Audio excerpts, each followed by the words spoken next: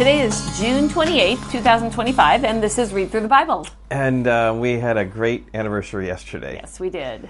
Thank you to those of you who wished us a happy anniversary. That was super fun. That was very special. That just had a lot of you, and I just encourage you, if you're interacting with the website, we are super excited, encouraged by just responding to what we say. Yep. It helps to know that you're listening. Yes, it does. But yesterday we had an amazing Capitol tour. Yeah. It was really good. We went with our group that we were with. Yep. And the Herzog Foundation, and then we're at the Museum of the Bible, and we spent the rest of the day yesterday, really like 4 hours, just combing through the Museum of the Bible. Really struck us on the first part of this trip. We were in Cincinnati. Before then, we were at the Creation Museum.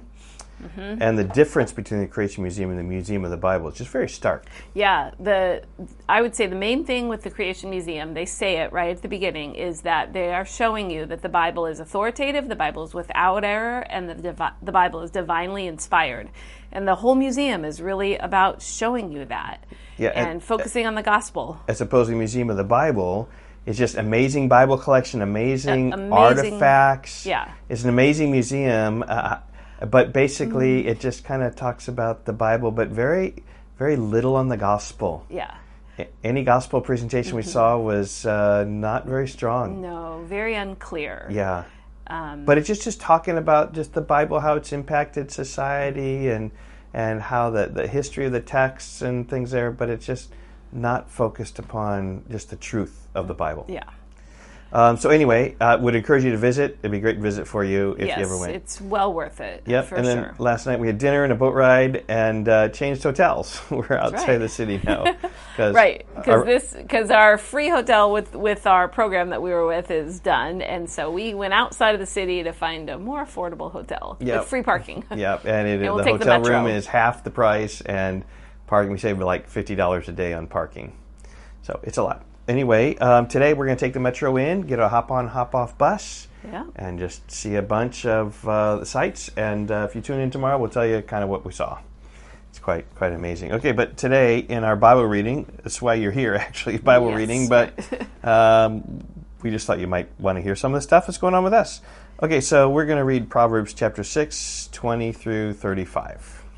Okay, here we go. My son, keep your father's commandment and forsake not your mother's teaching. Bind them on your heart always. Tie them around your neck. When you walk, they will lead you. When you lie down, they will watch over you. And when you awake, they will talk with you. For the commandment is a lamp and the teaching a light, and the reproofs of discipline are the way of life. 2, preserve you from the evil woman, from the smooth tongue of the adulteress.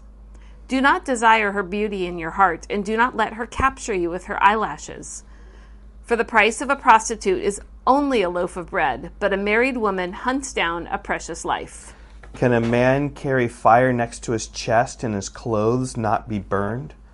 Or can one walk on hot coals and his feet not be scorched? So as he goes into his neighbor's wife, none who touches her will go unpunished. I mean, there just kind of shows you how people who commit adultery oftentimes, just justify their sin and go down this path where things are very difficult. You go into your neighbor's wife and you will have some punishment. Verse 30, people do not despise a thief if he steals to satisfy his appetite when he's hungry, but if he is caught, he will pay sevenfold. He will give all the goods of his house. He who commits adultery lacks sense, and he who does it destroys himself. How true that is. Mm-hmm. He will get wounds and dishonor, and his disgrace will not be wiped away. For jealousy makes a man furious, and he will not spare when he takes revenge.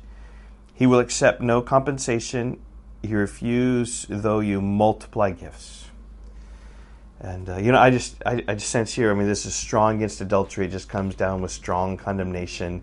And the Museum of the Bible is Christless, right? Gospel-less. Mostly. And I feel the need here just to say that, there's forgiveness. David committed adultery and found forgiveness. Mm-hmm. The woman who was caught in adultery found forgiveness in Jesus. Go and sin no more. And there's grace and hope, but the message is adultery is devastating. Stay Stay far away. Stay away. That's Have convictions today that's going to keep you not just close, but far away from adultery. Mm-hmm. So to sum up chapter 6 of Proverbs, the first half we did last weekend. Yep. So, and that one was just about hard work and things that the Lord hates. And then the second half is really warnings against adultery. Yep. Real simple point, and we'll get that point same tomorrow. Okay. We will see you then. Bye-bye. Goodbye.